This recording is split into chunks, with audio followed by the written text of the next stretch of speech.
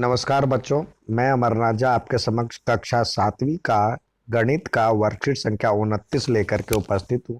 यह दिनांक 8 नवंबर 2021 का है। हमारा टॉपिक है त्रिभुज और उसके गुण। अब यहाँ पे आइए याद करें के तहत कुछ दिए गए हैं जो कि देखे नीचे दिए गए कथनों को पढ़े और बताए कि सही है या गलत है। त्रिभुज की भुजा एक एक रेखा होती है, तो त्रिभुज की भुजा रेखा खंड होती है, रेखा नहीं होती है। रेखा तो देखते हैं जो कि दोनों तरफ तीर लगा होता है, उसका टुकड़ा होता है, तो रेखा खंड होता है। तो ये गलत है, बच्चे उसको सही आंसर देंगे, ये गलत है।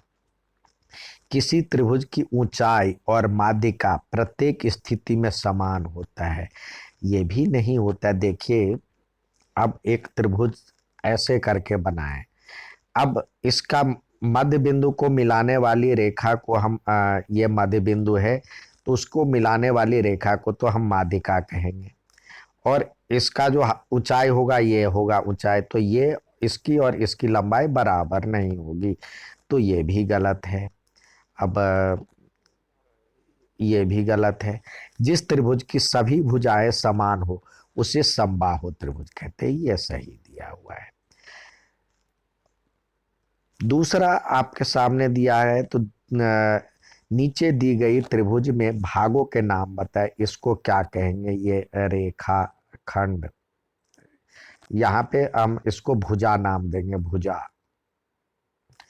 और ये जो है जहाँ पे दो भुजा मिलता है उसको शीर्ष नाम देंगे। और यहाँ पे ये बनता है, इसको कोण कहेंगे। ठीक है। अब दिया हुआ है एक समबाहु त्रिभुज की तीनों भुजाएं बराबर होती है। एक त्रिभुज जिसकी तीनों भुजाओं की माप समान हो उसे समबाहु त्रिभुज कहते हैं। समबाहु त्रिभुज की तीनों भुजाएं बराबर होती है। यहाँ पे एक गतिविधि दिया हुआ, निम्न प्रकार के त्रिभुजों को काटे और चांदा का उपयोग करके कोणों को मापे और तालिका को पूरा करें। यहाँ पे जब कोण एक, कोण दो, कोण तीन, तीनों को मापेंगे आप अलग अलग करके, तो तीनों कोणों का माप 180 डिग्री होगा। आप जो भी त्रिभुज लेना चाहें तो सबका तीनों का कोण 180 ही होगा। यहाँ पे दिया हो तीनों भुजा बराबर है तो तीनों कोण भी बराबर होगा, तो ये 60, ये भी 60 और ये भी 60 होगा। अब यहाँ पे कह रहा है तीनों कोणों के मानों का योग करने पर लगभग 180 प्राप्त हो रहे हैं। हम नीचे दी गई गतिविधियों का उपयोग करके इसे सत्यापित कर सकते हैं।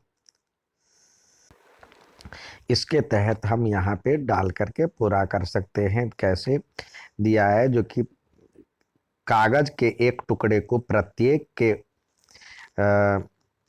प्रयोग करके एक त्रिभुज पीएसी काट ले, पीएसी काट लें। और यहाँ पे इसको एक को इस तरह से काटे, एक कोण दो, कोण तीन, इस तरह से काटे। तो इस तीनों को अलग अलग रंग भर दे, तीनों कोणों को रंग दे प्रत्येक। इसके बाद त्रिभुज को तीनों टुकड़ों में से इस प्रकार काटे कि प्रत्येक भाग में से एक कोना आ जाए, यानी सबका कोना आ जाए। और दिए गए चित्र अनुसार तीनों कोनों को एक सीधी रेखा के अनुसार सजाएं, तो हम पाएंगे कि तीनों कोण मिलकर के एक सरल रेखा बनाता है। सरल रेखा बनाता है यानी सीधा कोण बनाता है। तो सीधा कोण क्या होता है? 180 डिग्री का होता है। तो इसलिए त्रिभुज के तीनों आंतरिक कोणों का योग 180 होता है। अब इसके तहत आपको दिया गया है x का मान ज्ञात करने के लिए। तो देखिए, ये कोण दिया हुआ है, तो इस दोनों का मान 75 हो जाएगा। तो 75 में से 4, 3, 7, 5, 75, तो इस 180 में से इसको घटाएंगे, 180 माइनस 75 घटाएंगे तो ये हो जाएगा 105 डिग्री। ठीक है।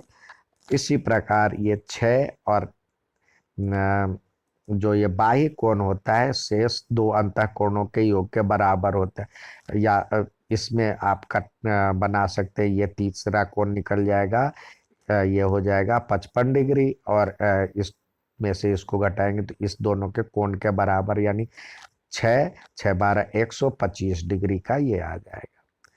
ठीक है। नेक्स्ट दिया हुआ है, देखिए यहाँ पे 110 है और ये दोनों बराबर है, तो 110 plus 2x, x plus x equal to हो जाना चाहिए 180। तो एक 2x बराबर में 180 में से 110 गया तो ये हो जाएगा 70, तो x बराबर में हो जाएगा 35 डिग्री, तो इसका वैल्यू आ जाएगा 35 डिग्री, ये भी और ये भी 35 डिग्री। अब कह रहा है जो कि ये सत्यापित करे कि तीनों कोणों से त्रिभुज बन सकता है कि नहीं बन सकता। इसको पता करने के लिए तीनों कोणों का योग 180 होना चाहिए। तो ये तो बन रहा है 90 और 5 और ये 190 डिग्री बन रहा है, तो ये त्रिभुज नहीं बनेगा। ये 8 3 11 और 6, 8 3 11 और 6 17 और 1 18, ये 180 बन रहा है, तो ये बन सकता है, ये त्रिभुज बनेगा। तीसरा है 100 प्लस 35 और 45, तो इसको जोड़ेंगे तो ये होता है 180, तो ये भी बन सकता है। ठीक है। ये था आज का वर्कशीट। अच्छा लगे तो लाइक और सब्सक्राइब जरूर करें। धन्यवाद।